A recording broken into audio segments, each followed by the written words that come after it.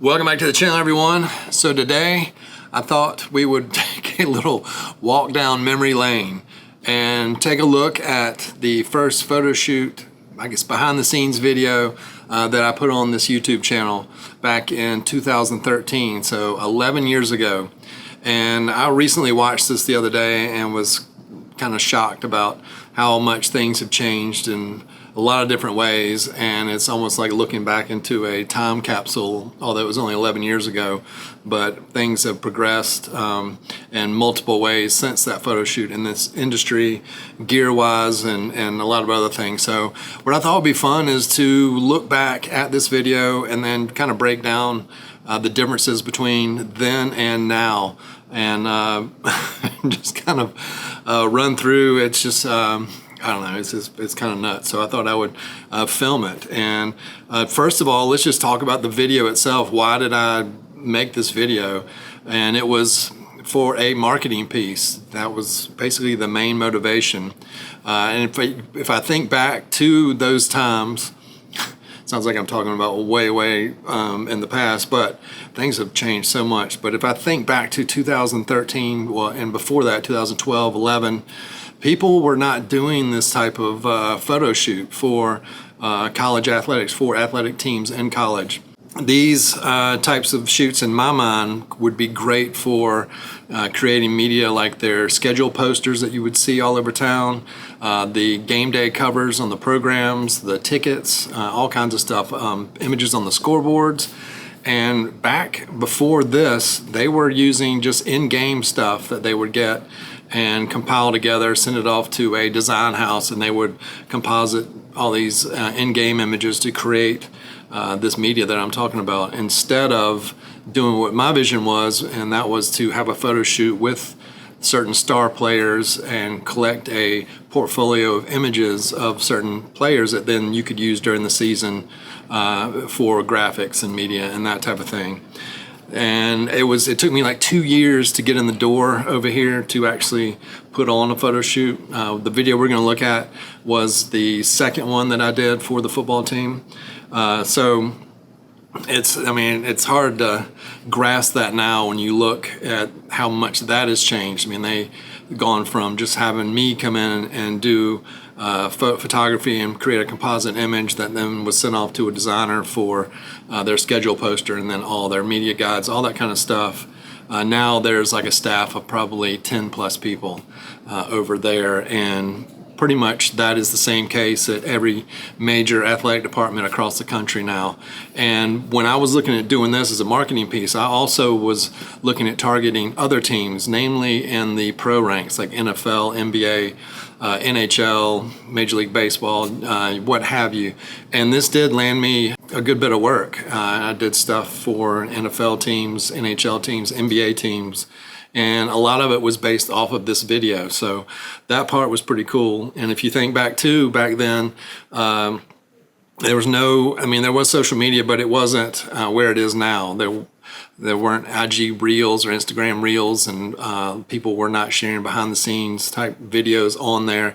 It was basically photos, and I don't even know if we could do galleries back then. So that's where I was looking at this piece as being a marketing piece, and I think I actually had it like up on Vimeo originally, and then put it up on YouTube. And I wish I'd stuck with it. I mean, hindsight's 2020, and I wish I had continued to make these types of videos and built out that end of my marketing. But this did work, and it got me some jobs, some really cool jobs. But it was pretty neat because I started doing this for the college teams, and then the pro teams that I approached about doing this, then it was almost it was kind of a progression to where we did I would say like a trial shoot with a couple players, that type of thing, to kind of just see how it would go. And from there, then it picked up speed, and now all the pro teams do this. Now they have media days with multiple media stations. And unfortunately, in my case, being a freelancer, most of these teams have hired full-time in-house folks that now do these photo shoots that they were not doing back 10, 11 years ago when this photo shoot was done. So that was the purpose behind this. And I just thought, you know, and when I watched it back the other day, just all kinds of different little things popped up. So I thought, you know, I would just play it. We would watch it. I can't play the audio. It got flagged for the music that we used on this. And so we'll play this, and I'll just kind of point out things as we go along. All right, so one big difference as I watch this load in, nowadays this photo shoot takes place over 5 days, whereas back then it was 1 day. We photographed 6 players. Nowadays we photograph everybody on the team, so another huge difference. But let's look right here. We'll start with the camera. I was using the D800. I believe this camera came out in 2012. At the time it was kind of ahead of its time, I guess. It jumped from 12 megapixels in the D700 to 36 megapixels, which was huge back then. It's funny to pick this camera up after I haven't held this in quite a while, and it is a chunky boy compared to the mirrorless cameras. So this was the camera I used. Pretty sure it was a 2470 on here. Also, you can see on here the Pocket Wizard transmitter that I was using to power the strobes. This day and age, with the current Westcott transmitter I'm using, I can control all the power levels on all the strobes I have, as well as turn them on and turn them off. This was basically just set to fire the lights when I hit the shutter button. So a lot less control back in this day. And then you can see the lights I was using were the Buff Einstein lights. These were ahead of their time as well, kind of revolutionary, I guess I should say at the time, as far as price point and the flash duration. The super short flash duration on these allowed me to capture motion or action during these photo shoots without the athlete being blurred. Before these came out, you would have had to have stepped up to like the ProPhoto system, the acute system, I believe, and those flash heads were probably $2,500, so you could get about 5 of these for one of those ProPhotos. So these guys right here did the trick back then. I actually still have 4 here that I use in conjunction with my other strobes to light up the cyc wall. These are plug-in strobes, whereas nowadays using all battery powered, so there are no cords moving around the floor that you have to worry about people tripping on. Another thing I'm seeing in this frame here too, this is pre-boom era for me. And so I was using C-stands and directing out. This would be my key light, which was another change, a metal beauty dish with the grid on the front here. Now I'm using the softer collapsible models. I use those with the ProPhotos. And with the lights too, I've progressed from these. I went from these to the ProPhotos, used Godox, and now I'm using the Westcott lights. But back here to the boom or non-boom, this is when I was using C-stand. If you see my boom video, you'll see that how I replace these and why I replace these. Once you get it kind of set up, it is very janky to actually set them up like this, first of all, but then to change their heights and all that. There's a lot more work involved than using the boom. So a couple of huge changes just in this first section of this video. One more thing I'm seeing here on these lights, the reflectors for the Einsteins were these huge reflectors, so I needed to use grids or I was flaring. I'd get flare in my lens. This is in comparison to the FJ400, so you can kind of see it's a much bigger reflector, and so I did need grids to handle that flaring. Back there, you could see that we used carpeting, really cheap green-ish carpet, or it's green carpet. It's kind of a turf, but I'd say it was more carpet than turf. Anyway, it was green, kind of served its purpose. We were actually, another difference, we were in a club level of the stadium over there, and nowadays we are at the multi-million-dollar indoor facility with the full turf and all that goodness where we conduct the photo shoots now. All right, so another thing I'm noticing here too is my camera is on the tripod. That's one thing I've pretty much stop using unless I know for this case I had put together the backdrop. This was all going to be a composite image for the poster, and so I knew kind of what the height was. This day and age, I would probably more free-handed, definitely more free-handed, just because I like to move around more, a little more comfortable, I guess I would say, on set doing this type of thing. So I don't like to be kind of latched onto a tripod type of thing, so I'm more free to move about. But that was the thought process here, as you'll see kind of toward the end of the video. And in this marketing piece, I wanted to kind of just show basically, how we conduct it.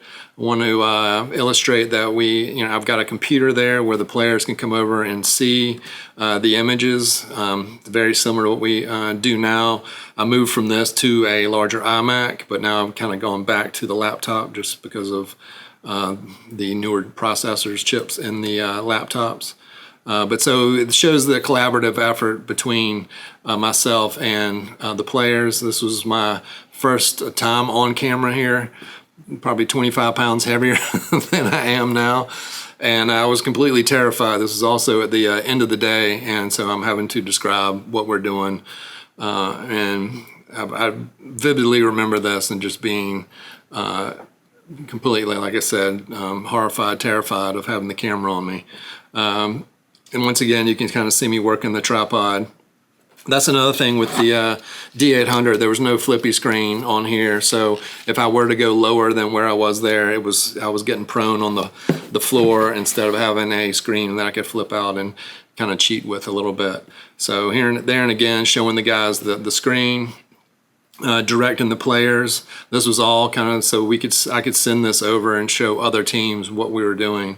Another kind of neat note, the guys who filmed this for me, they have gone on to create their own film production house. They've done award-winning work and actually have hired me onto some of their sets to do the stills. So when we did this, we got together and they were fresh out of school. They were fans of the team, knew I did the photos, and so we linked up and they came and kind of did this as a side project just to kind of work on, I guess, just having a project to do basically at that day and age. But soon after this, their little company took off and they're doing great things. And here we are with Coach Spurrier. Some other couple shots here. And then another part of this was kind of who Eric was the one that was calling the shots, put all this together.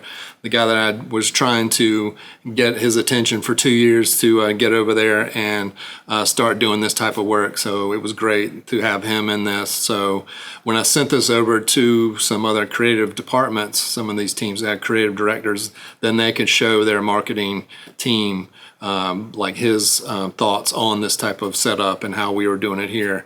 And then that along with the results, that kind of we were able to kind of sell it, or I was able to sell it to these other organizations. Right here's another aspect of working with a team like this is you get access to NFL caliber talent. This is Jadeveon Clowney here, who was the #1 draft pick after this season. So it was great to have him in this video as well, since he was moving on to the NFL.